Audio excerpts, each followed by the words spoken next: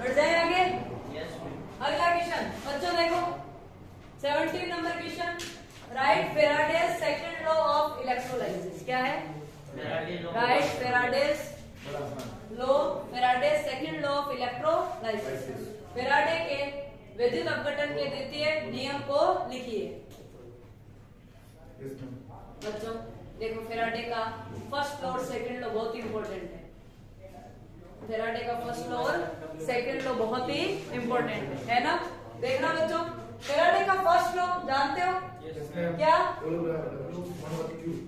W is directly proportional to Q। फिर Q की जगह क्या आएगा? IT। तो फेराडे का फर्स्ट लॉ क्या होता है? ये Q की जगह क्या आएगा? IT। प्रोपोर्शनल का साइन हटाएंगे तो क्या आएगा? ZIT। ये तो होता है फर्स्ट। सेकंड लॉ क्या होता है सुनना में, ये बोलता है दो सेल ले लो। क्या ले लो? दो सेल। इधर खुद का क्या है? Anode cathode. इसका भी क्या है? एनोड और कैथोड। इन सेलों को क्या कर दो? आपस में जोड़ दो। जोड़ दिया तो मुझे बताओ W इक्वल्स टू क्या है फर्स्ट लॉ से? ZIT। जेड का फॉर्मूला क्या होता है? E upon 96/500। मैंने याद करवा रखा है कि ज्यादा अंग्रेजी नहीं छाटनी है, जितना बोले उतना ही करना है। जेड की जगह क्या लिखना? E upon 96/500। अब ऐसे याद नहीं करना 96500, ऐसे याद करना 96/500। तो जेड की वैल्यू क्या होती है? E upon 96/500। आई की जगह आई और टी की जगह टी। बच्चों देखो ये दो सेल है जुड़े हुए एक ही बैटरी से, यहाँ पे बैटरी लगी, एक ही बैटरी से दो सेल जुड़े हुए, तो जो करंट इसमें गई वही तो इसमें जाएगी।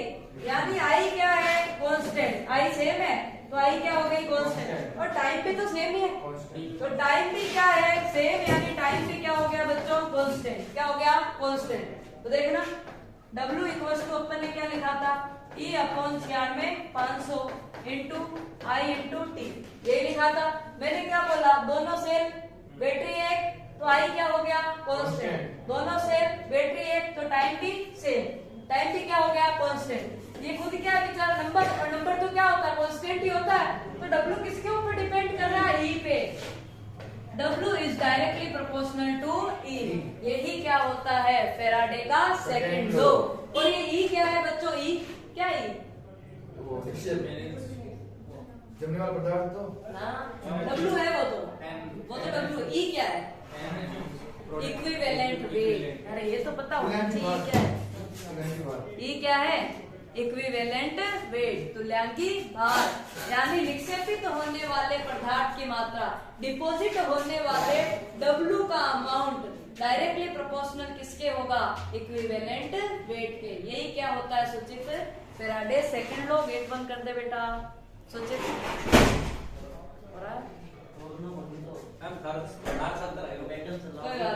बच्चों कर लिया क्या? तो देखते हैं अपन। ये अपन ने देख लिया था पाई इक्वल्स टू CRT वाला, C equals to pi upon RT, और ये अपन ने कर लिया था। बच्चों देखना फेराडे के सेकंड लॉ के बाद एक और क्वेश्चन था चित्र वाला। फेराडे के सेकंड लॉ के बाद एक और क्वेश्चन था, और क्वेश्चन क्या था? ड्रॉ। क्वेश्चन क्या था बच्चों? Draw label diagram of standard hydrogen electrode. Standard hydrogen electrode का लेबल डायग्राम ड्रॉ करना था।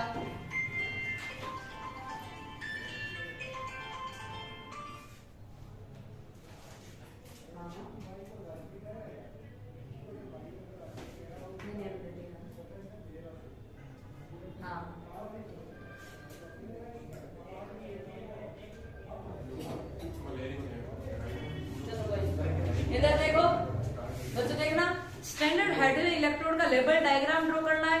ये डायग्राम आपको ड्रॉ करना आना चाहिए। देखो यहाँ से क्या गया? एक वायर। ये वायर किसी और सेल के साथ जुड़ेगा। ये अपन ने क्या करी? ऐसी ट्यूब लगा दी।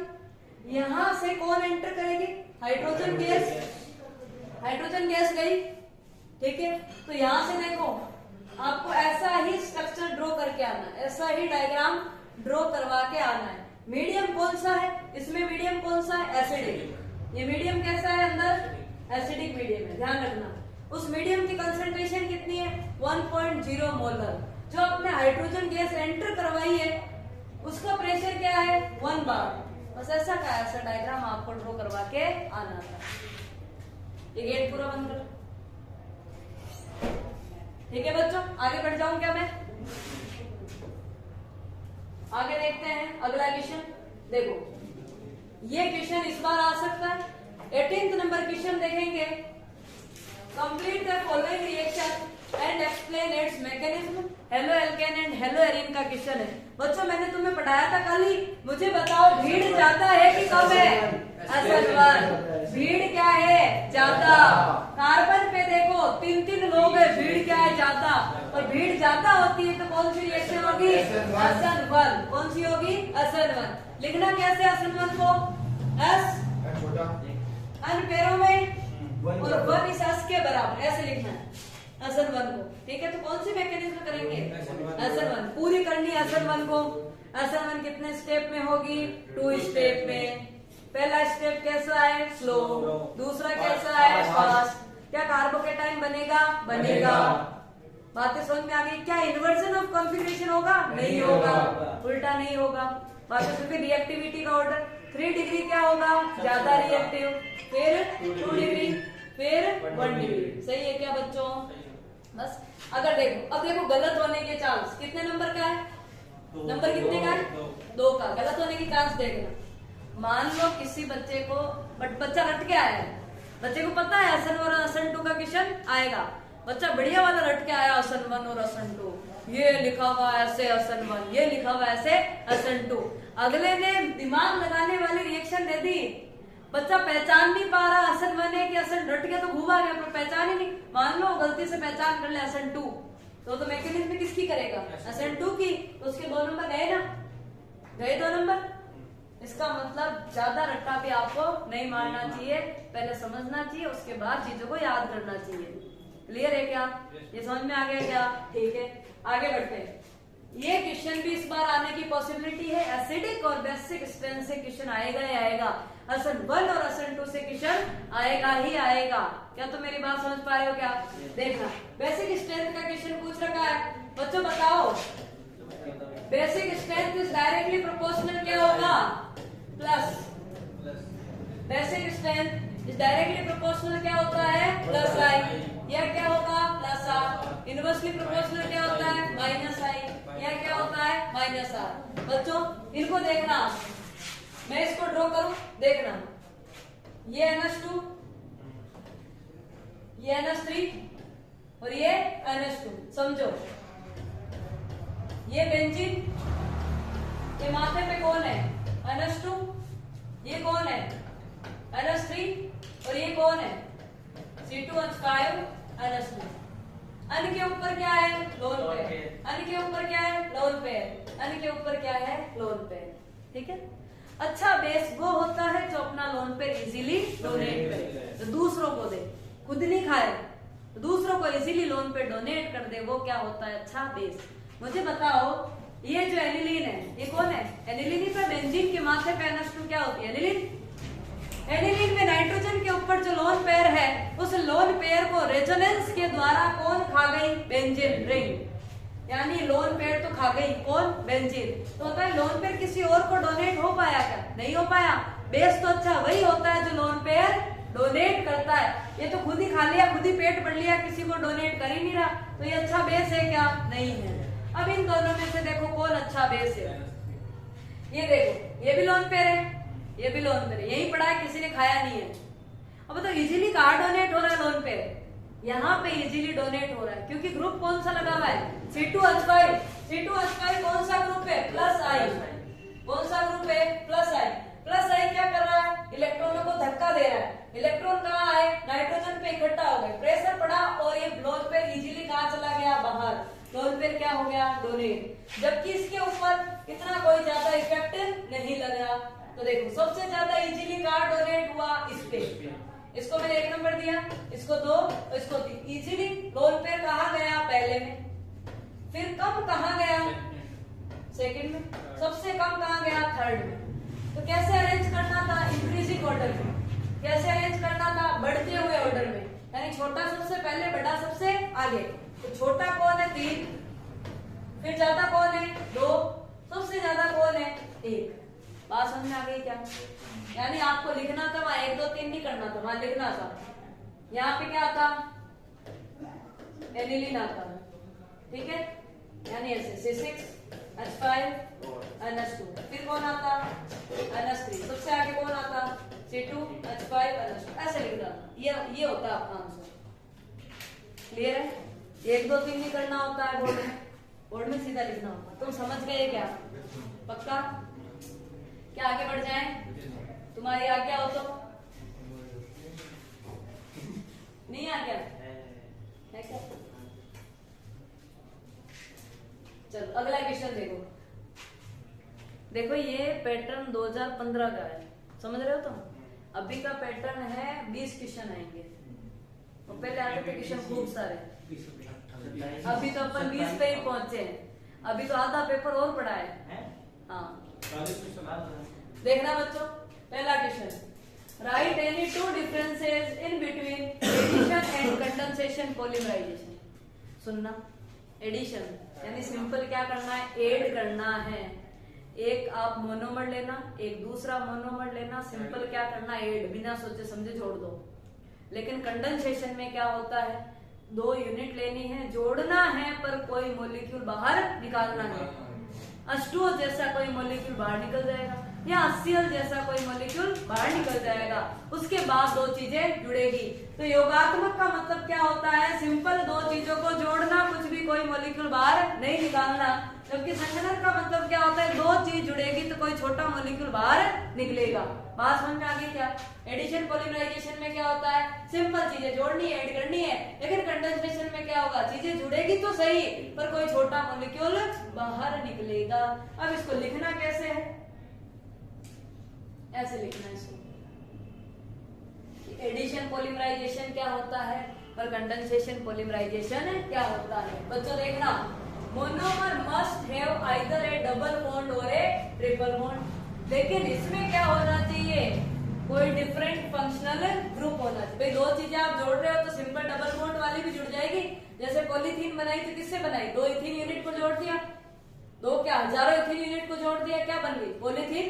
लेकिन कंडेंसेशन में अगर कोई मॉलिक्यूल बाहर निकालना है तो इसके साथ क्या होना चाहिए, कोई डिफरेंट क्रियात्मक समूह, डिफरेंट कोई फंक्शनल ग्रुप, एल्डेहाइड हो गया, कीटोन हो गया, कोई ना कोई क्रियात्मक समूह होने चाहिए। अगला देखो, बताओ कोई छोटा मॉलिक्यूल बाहर निकलेगा क्या, या सिंपल जुड़ जाएंगी, सिंपल यूनिट जुड़ जाएगी। जबकि कंडेंसेशन में कोई छोटा मॉलिक्यूल बाहर निकलता है, बाई प्रोडक्ट बनता है। तो बाई प्रोडक्ट क्या होगा, बनेगा, जैसे पानी हो गया, HCl हो गया। बातें समझ में आ रही है क्या? ठीक है, आगे देखो, सिंपल क्या बनता है, पॉलीमर बनता है। Condensation reaction between monomer result in the formation of polymer, इससे भी क्या बनेगा, पॉलीमर बनेगा। क्लियर है क्या? अरे क्लियर है, दोनों से क्या बनता है, पॉलीमर। एक से छोटा मॉलिक्यूल बाहर निकलेगा, दूसरे से छोटा मॉलिक्यूल बाहर नहीं निकलेगा। एक हो गया एडिशन, एक हो गया कंडेंसेशन। क्लियर है क्या? एडिशन सिंपल जोड़ना है, कंडेंसेशन मॉलिक्यूल बाहर निकालना है, दोनों से पॉलीमर बनेंगे। इजाजत नहीं है, चलो इजाजत नहीं है, चल लिख लो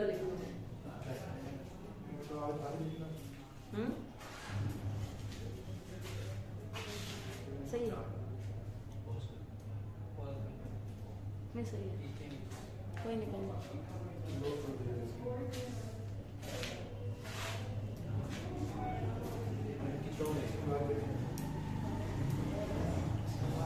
मैंने इस पेपर को 2 पार्ट में डिवाइड करा है, क्योंकि एक साथ इतने क्वेश्चन अपन करेंगे नहीं, कर तो लेंगे क्वेश्चन तो, पर यूट्यूब पे अपलोड होने में थोड़ी दिक्कत आएगी, क्योंकि अभी भी शायद 1 घंटा समथिंग हो गया। तो 3 घंटे का पेपर है भाई, पूरा सोल्व कर रहे हैं। तुम्हें भी तो 3.25 घंटे मिलते हैं, तुम क्या तुम लिख रहे हो ना, क्या बोल रहा है, चीटिंग थोड़ी कर रहे हैं। चीटिंग करके जैसे 20 मिनट में भी उतार सकते हैं पूरा पेपर, ना नहीं उतार सकते, चीटिंग करके नहीं, अपने को भाई पूरे क्वेश्चन करने हैं। मैं पूरे क्वेश्चन करके 20 मिनट में पूरा फिर ऐसे कोई ऐसे फटाफट कोई मतलब उसको अगले को चेक भी तो करना है 20 मिनट में भाई, 20 मिनट तो सिर्फ बच्चों, अरे बच्चों एक सेकंड, हर्षित हटा दो क्या।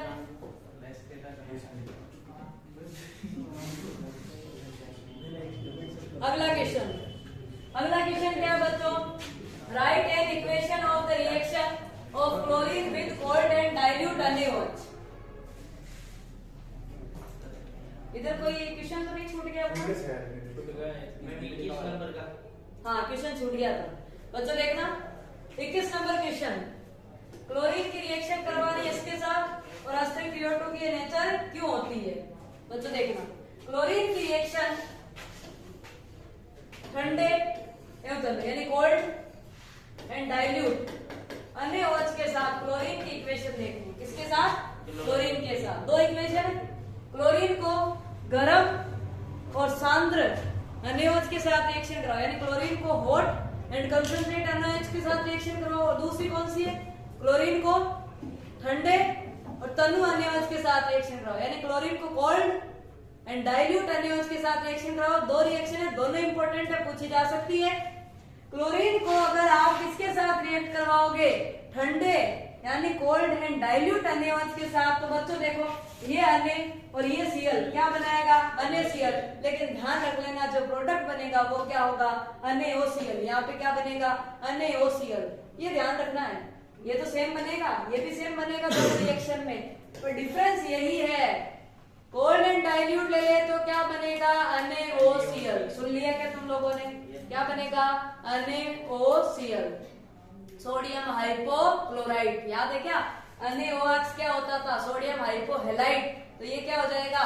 Sodium hypochloride. नाम क्या है इसका? Sodium hypochloride. बच्चों सुन लेना, ये बातें समझ में आ गई क्या? बनना डाइल्यूट और कंसंट्रेट या कोल्ड और NaOH, कोल्ड और हॉट, बनना NaCl, बनना H2O। डिफरेंस कहाँ आएगा? यहाँ, यही है डिफरेंस। अगला क्वेश्चन क्या है? H3PO2 की रिड्यूसिंग नेचर क्यों होती है? H3PO2 की प्रकृति अपचायक क्यों होती है? तो बच्चों देखना, H3PO2 की अगर अपन स्ट्रक्चर ड्रॉ करें तो कर सकते हैं क्या? कैसे करेंगे बताओ? P बीच में, फिर डबल बॉन्ड। देखो ऐसे, देखना P डबल बॉन्ड के साथ O माथे पे, एक OH, बाकी में क्या? H और H। क्योंकि अपन किसकी बात कर रहे हैं? H3PO2। मुझे बताओ P और H बॉन्ड कितने हैं? क्योंकि रिड्यूसिंग वही तो है जो दूसरे का क्या करता है? रिडक्शन। खुद के पास हाइड्रोजन है और दूसरे को बांट रहा है, वही तो रिड्यूसिंग होगा। खुद के पास तो होने चाहिए ना हाइड्रोजन। रिड्यूसिंग एजेंट वही होता है जिसके खुद के पास क्या हो? हाइड्रोजन हो। ऑक्सीडाइजिंग एजेंट वो होता है जिसके खुद के पास क्या हो? ऑक्सीजन। जैसे देखो, क्या इसके पास खुद के पास हाइड्रोजन है क्या? है। ये रहा एक हाइड्रोजन, ये रहा दूसरा। इसको काउंट नहीं करेंगे, ये तो OH बन गया, ये तो क्या बन गया? OH। इसको काउंट नहीं करेंगे। डायरेक्टली सेंट्रल एटम से क्या अटैच है? हाइड्रोजन। उसकी बात करेंगे। कितने हाइड्रोजन है? 2 हाइड्रोजन है, इजीली टूट जाएंगे। पड़ोसी ले जाएंगे हाइड्रोजन को, पड़ोसी ले जाएंगे हाइड्रोजन को, इसलिए ये क्या है? रिड्यूसिंग एजेंट है। So H3PO2 is reducing agent due to 2 pH bond, एक pH बॉन्ड और दूसरा pH बॉन्ड। बात समझ में आ गई क्या? ऐसा डायग्राम ड्रॉ करना था और फिर ये लिखना था H3PO2 has 2 pH bond, hence it act as a reducing agent। Clear है क्या? तुम्हें समझ में आ रहा है? आगे बढ़ जाए, देखना बच्चों अगला क्वेश्चन।